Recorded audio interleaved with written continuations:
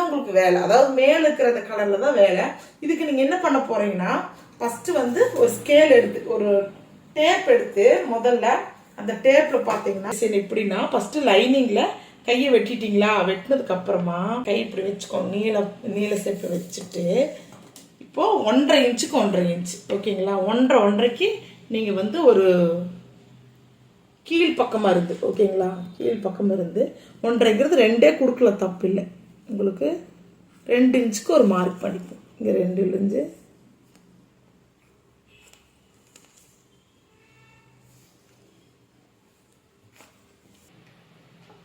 இன்ச்சுக்கு 2 inch mark பண்ணியிருக்கிறேன். இங்கே கீழே இருந்துமா எவ்வளோன்னா உங்களுக்கு நல்ல ஹைட்டாக அந்த ஆர்ச் வரணும்னா இங்கே 2 கொடுத்துக்குங்க, தப்பே இல்லை. 2 இன்ச்சுக்கு ஒரு புள்ளி வச்சுக்குங்க ஓகேங்களா. ஒரு புள்ளி வச்சு இந்த புள்ளியிலேருந்து நேராக ஒரு கோடு போட்டுக்குங்க. அதாவது கீழே பார்த்தீங்கன்னா நீங்கள் 2 இன்ச்சுக்கு 2 இன்ச்சுக்கு ஒரு மார்க் பண்ணுறீங்க. அதே சமயத்தில் மேலே வந்து நீங்கள் என்ன பண்ணுறீங்கன்னா இங்கிருந்து இந்த கார்னர்லேருந்து ஒரு 2 இன்ச்சுக்கு மார்க் பண்ணி ஒரு நீல ஷேப்பில் ஒரு கோடு போட்டு வச்சிட்றீங்க ஓகேங்களா. இந்த கோடு போட்டதுக்கப்புறம் நீங்கள் என்ன பண்ணணும்னா இந்த மேலேக்கு நீங்கள் அளவெல்லாம் வைக்க வேண்டாம். இங்கே 2 இருக்குதுங்களா, இங்கே சென்டரில் இங்கே 2 இருக்குது, இங்கே சென்டரில் இப்படி நீங்களே டேப் வச்சு பண்ணுறனாலும் பண்ணலாம், தப்பில்லை. நீங்களே இப்படி சென்ட்ரு நீங்கள் மார்க் பண்ணிக்கிறீங்க.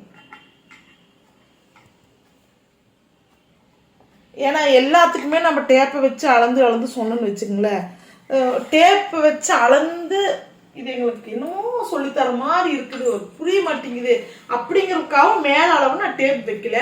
இது ஏற்கனவே நான் பார்த்தீங்கன்னா உங்களுக்கு சாரி ஓரத்துக்கு வந்து இந்த இதே மாதிரி நான் ஒரு ஓரம் சொல்லி கொடுத்துருப்பேன். அது ரொம்ப ஈஸி மெத்தடில் உங்களுக்கு இந்த மார்க்கிங் எல்லாம் இல்லாமல் இந்த மாதிரி டேப் எல்லாம் வைக்காம உங்களுக்கு சொல்லி கொடுத்துருப்பேன். அதே மாதிரி தான் இதுவுமே. இப்போ நீங்கள் கீழே கோடு போட்டீங்க, மேலேயுமே சென்டர் கோடு போட்டு மார்க் பண்ணி வச்சிட்டீங்க. இப்போ பாருங்க இந்த இடத்துல பாருங்க, இங்கிருந்து இப்படி ஒரு கோடு, இங்கிருந்து இப்படி முக்கோண ஷேப்பில் நீங்கள் டிசைன் வரைஞ்சிட்டே வரணுமா. இது கரெக்டாக உங்களுக்கு அளவாக வரும் பாருங்க. கோடு போட்டதுக்கப்புறம் கீழே பார்த்தீங்கன்னா ரொம்ப வெட்ட வேண்டாம், ஒரு அளவுக்கு இந்த சின்ன ஷேப்பில் சின்னதாக வெட்டிக்கணும். வெட்டி இந்த கீழே இருக்கிற பார்ட்டை மட்டும் எடுத்துக்கணும். இது வெட்டணுங்கிற அவசியம் கிடையாது, உங்களுக்கு எங்கே அடிக்கணும் காட்டுறக்காக தான் நான் கட்டிங் போடுறேன் சரிங்களா.